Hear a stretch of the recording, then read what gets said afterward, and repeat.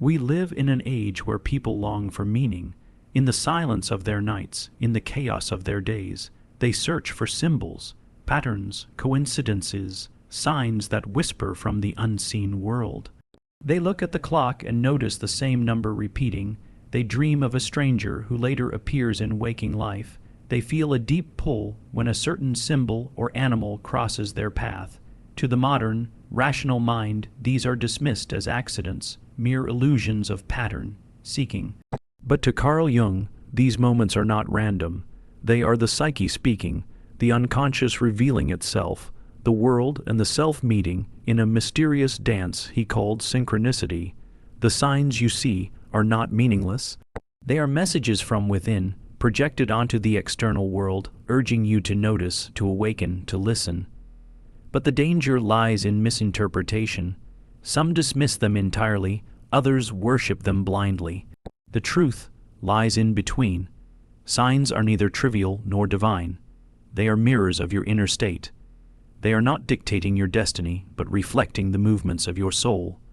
To understand them, you must understand yourself.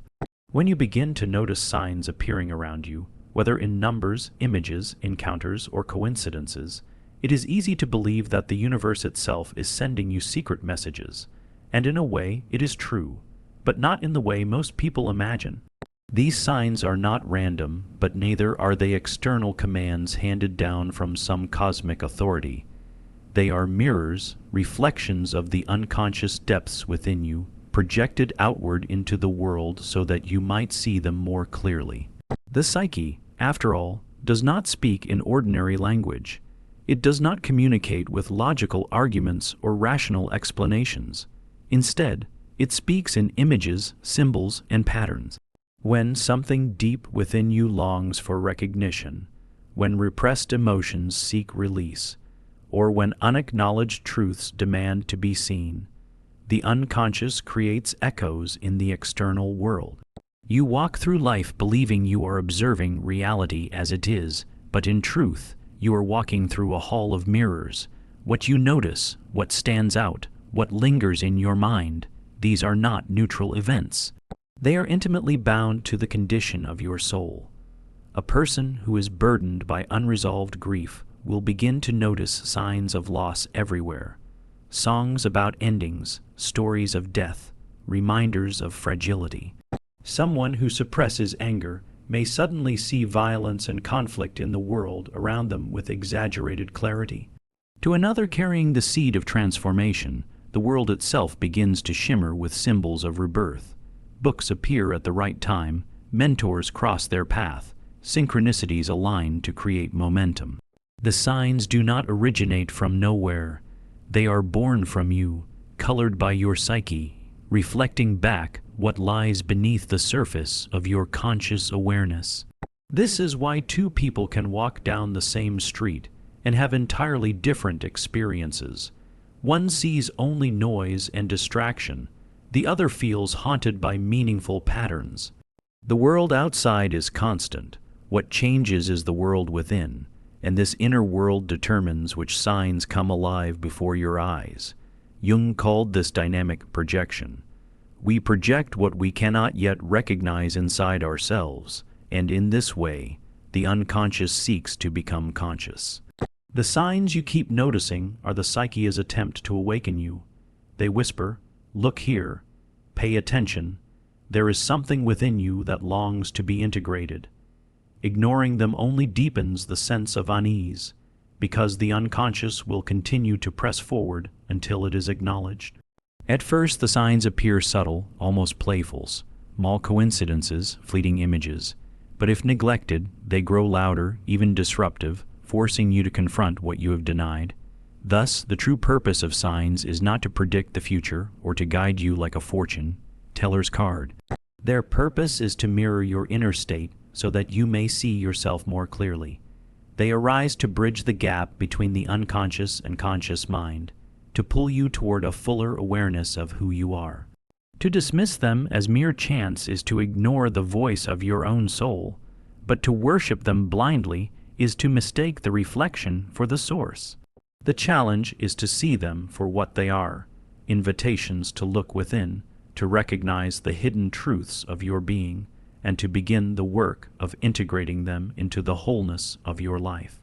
When you keep seeing signs, patterns, or coincidences repeating themselves in your life, it is not necessarily because the external world has changed, but because your inner perception has shifted. The human mind is not a passive observer of reality. It is a powerful filter, a selective lens that shapes what you notice and what you ignore. From the vast sea of stimuli around you, your psyche chooses certain details to highlight, and it does so for reasons that are deeply personal. The signs you notice are often the ones that resonate with your unconscious preoccupations, the hidden themes of your inner life. This is why the same environment can feel entirely different to two people. One finds it mundane, the other feels surrounded by synchronicities. The difference is not in the world, but in the eyes that see it. The psyche has an extraordinary capacity for pattern recognition, but it is not merely logical patterns that it finds, it is symbolic pattern. These are not always obvious or rational, but they carry meaning that reflects what is unresolved or unacknowledged within you. For example, a person struggling with identity might repeatedly encounter symbols of masks, mirrors, or doubles in the world around them. A person weighed down by guilt may notice signs of judgment or punishment appearing with uncanny frequency. These are not accidents of fate. They are the unconscious mind seeking expression through external coincidence. Jung referred to this phenomenon as synchronicity, moments in which inner psychological states and outer events align with uncanny precision, producing an experience of meaningful connection.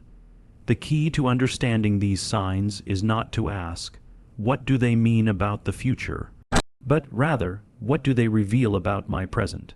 The unconscious is always trying to balance the conscious ego, always pushing us toward greater wholeness. If your conscious mind is fixated on control, your unconscious might show you symbols of chaos, reminding you of what you suppress. If you are trapped in despair, it might show you unexpected signs of renewal, nudging you toward hope. The signs are not foreign intrusions. They are compensatory messages, guiding you back toward equilibrium. But here lies the danger. When we see signs, we often misinterpret them. Instead of viewing them as reflections of our inner world, we project divine authority onto them. We chase them as though they were instructions written into the fabric of reality. This can lead to obsession, superstition, and even paralysis, as we wait endlessly for another sign before taking action. In truth, the signs are not dictating your life. They are mirroring it. Their function is to bring unconscious material into your awareness, not to hand you a ready-made destiny. When you learn to interpret signs in this way, they become powerful tools of self-discovery. They reveal the patterns of your psyche, the emotions you avoid, the wounds you carry, and the potential you ignore. They are like lanterns scattered along the path of your inner journey, illuminating the places you have refused to look. To take them seriously is to take yourself seriously. To explore them is to confront the mystery of your own unconscious. Many people who repeatedly encounter signs fall into the trap of believing these external patterns hold the key to their salvation, when in truth, the real significance lies not outside, but within. The sign itself is not what matters most. It is the emotional charge it evokes in you. Why does this particular symbol catch your attention while countless others pass unnoticed? Why does one word, one number, one image stir something in you that feels deeper than coincidence? It is because the sign resonates with material buried in your unconscious, something unresolved, something demanding recognition. The sign is not the answer, it is a mirror. Think of how dreams operate. A dream does not present you with literal truths, it cloaks meaning in images, metaphors, and symbols. When you dream of falling, it is rarely about physical falling. It is about insecurity, loss of control, or the fear of failure. In the same way, signs in waking life serve as extensions of the dream. They are not arbitrary, they are symbols projected outward, forcing you to notice what lies hidden in your psyche. The man who keeps seeing references to death is not being warned by the universe that he will soon die, but rather reminded of his unprocessed grief or avoidance of mortality. The woman who constantly encounters signs of journeys or doors is not fated for literal travel, but instead being nudged towards psychological growth, transition, or transformation. If you misunderstand signs as cosmic instructions, you risk surrendering your agency. You begin to live passively, as though waiting for reality itself to move you rather than making conscious choices. This is why many people become trapped in cycles of hesitation, endlessly waiting for another signal before acting, as if life itself owes them absolute clarity. But this passive attitude is precisely what Jung warned against: the danger of mistaking externalized symbols for external authority. The power of the sign does not come from outside, it comes from the psychic energy you project onto it. When you begin to ask why this particular symbol, why now, why in this emotional context, the sign becomes a revelation. It shows you where your energy is concentrated, where your psyche is restless, what part of yourself longs for expression. It is a clue to your unconscious needs, not a prophecy written into the stars. The process of individuation, the journey toward becoming whole, requires you to recognize these unconscious projections for what they are and to reintegrate them consciously. By doing this, the sign transforms from an external distraction into an inner compass. The true task is not to worship the signs, but to trace them back to their source. That source is always within you: your fears, your longings, your wounds, your potential. The moment you shift your attention from the outer phenomenon to the inner reality it reflects, the sign fulfills its true function. It awakens you to yourself. When you repeatedly encounter signs, it is tempting to see them as external guidance systems, pointing you toward fate or destiny. Yet their deeper meaning lies in their timing. A sign does not appear in your life randomly. It emerges precisely when your psyche is most receptive, when the unconscious can no longer remain silent. Jung often said that what you need most will come to you, not in the form of clear instruction, but as a symbol. Signs are the unconscious breaking through the surface of daily life, demanding that you confront what has been neglected. Their appearance is not about chance, it is about readiness. Consider this: two people can pass by the same symbol, perhaps a bird landing on a windowsill or a number repeated on a clock, and one will dismiss it entirely while the other feels deeply moved. The difference lies not in the object, but in the state of the observer. The sign is activated by your inner condition. It arrives because your unconscious recognizes that you are prepared, or at least nearing the threshold, to face the truth it embodies. Signs, then, are not forecasts of events. They are reflections of your psychological timing. This is why signs often appear during periods of upheaval, after a loss, during confusion, or when you stand at a crossroads. The conscious mind, lost in its struggle, looks for certainty, while the unconscious communicates through images, synchronicities, and symbols. A sign at such a moment is not an answer but a call, a reminder that what you seek is already stirring within. It comes not to decide for you, but to highlight that you are at a turning point, a place where unconscious content demands recognition before you can move forward. The timing of a sign also exposes another truth. You are never fully in control of the process of your own growth. The unconscious has its own rhythms. You cannot force insights to appear, nor can you dictate when revelations will come. They arise when you are internally ripe, when repression weakens, and when the psyche decides it can no longer allow you to remain in ignorance. Thus, signs teach humility.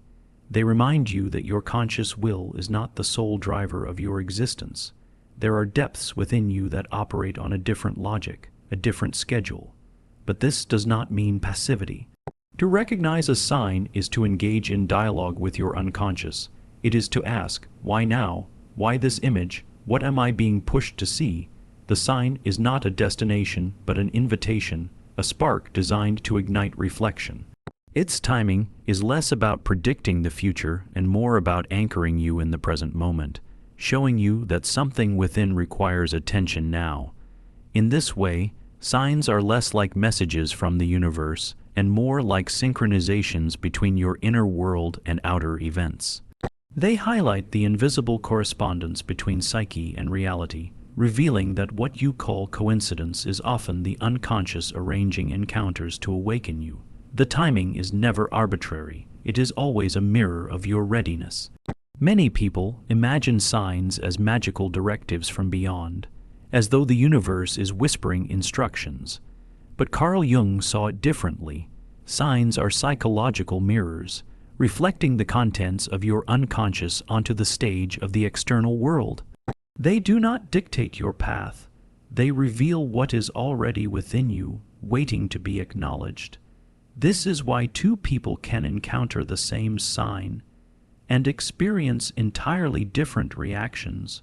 One feels nothing, the other feels deeply moved. The sign itself has no inherent meaning until it collides with your own psychic reality. It is the meeting point between the outer world and the inner world. When a sign appears, its purpose is not to hand you answers, but to provoke recognition.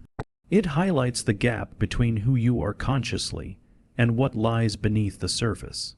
For example, if you are trapped in a cycle of fear but suppress it, you might encounter repeated images of death, endings, or decay, not because fate is punishing you, but because your unconscious is demanding that you face impermanence and transformation. The sign becomes a mirror, forcing you to reflect on the very truths you are trying to avoid. This is why signs often feel haunting. They echo something deeply personal, something you cannot escape. The world itself begins to seem symbolic, as though it were conspiring to show you what you refuse to see. But in reality, the world is neutral. It is your unconscious projecting itself onto events and objects, pulling them into your awareness. A bird is just a bird until it appears in a moment of despair and suddenly represents hope. Numbers are just numbers until repetition forces you to notice them and wonder what pattern of meaning is emerging. The danger lies in misunderstanding this mirroring process. Many people externalize the sign, believing it carries absolute instructions from destiny. In doing so, they avoid the real work, turning inward. They mistake the reflection for a command, but signs are not commands, they are invitations. They do not decide your fate. They show you what part of yourself you must confront if you wish to grow. The true power of a sign is not in what it tells you, but in what it reveals about your unconscious state. Jung believed that neglecting this mirroring effect leads to stagnation. If you treat signs as mere curiosities, or dismiss them as meaningless coincidences, you silence the very language through which your psyche attempts to speak. But if you honor them, not by blind obedience, but by reflection, you open a channel between the conscious and unconscious.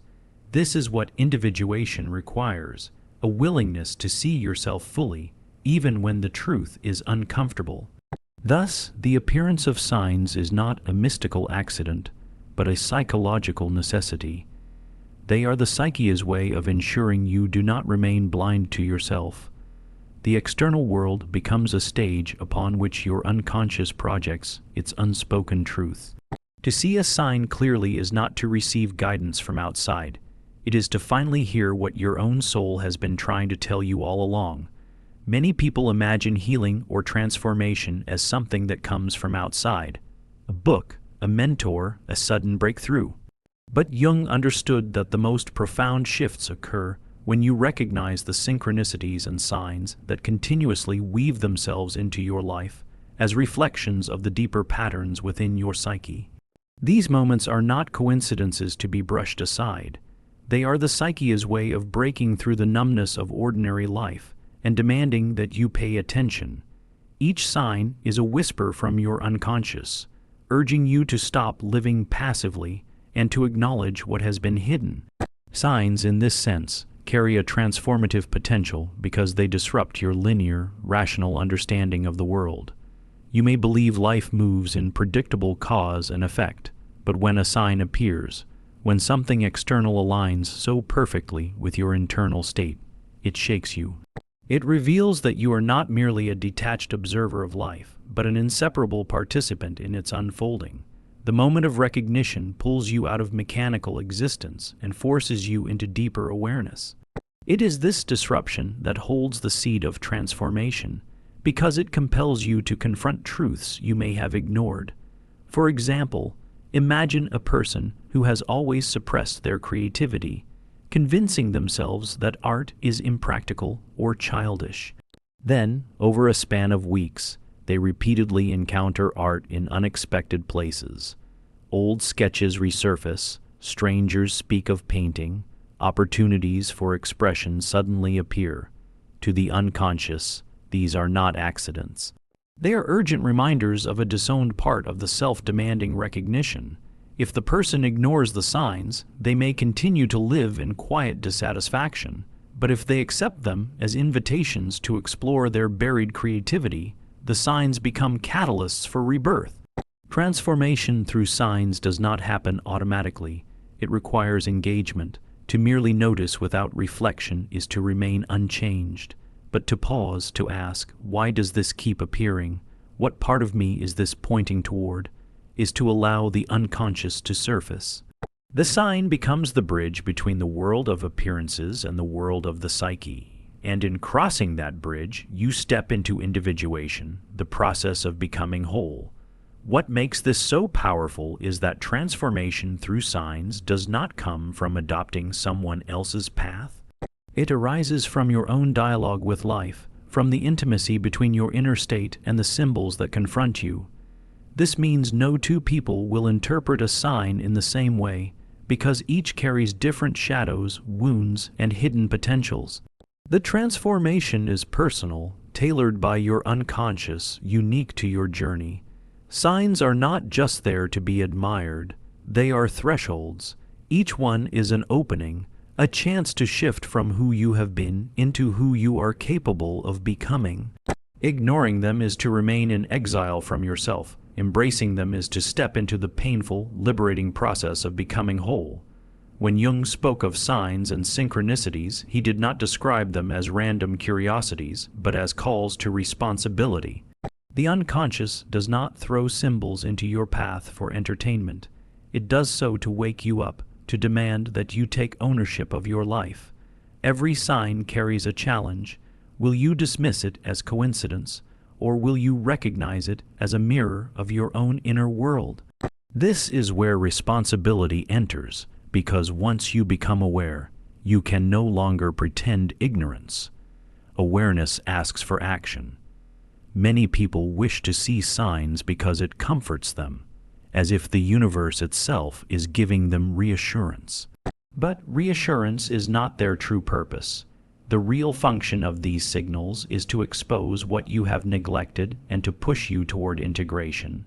A dream that repeats, a symbol that reappears, a strange alignment of events. These are not simply there to soothe you. They are summonses. To ignore them is to refuse the dialogue with your unconscious. And what is ignored, Jung warned, does not vanish. It waits, festers, and returns with even greater force until you can no longer look away. Responsibility, then, is the courage to not only recognize the signs, but to ask, what is my role in this?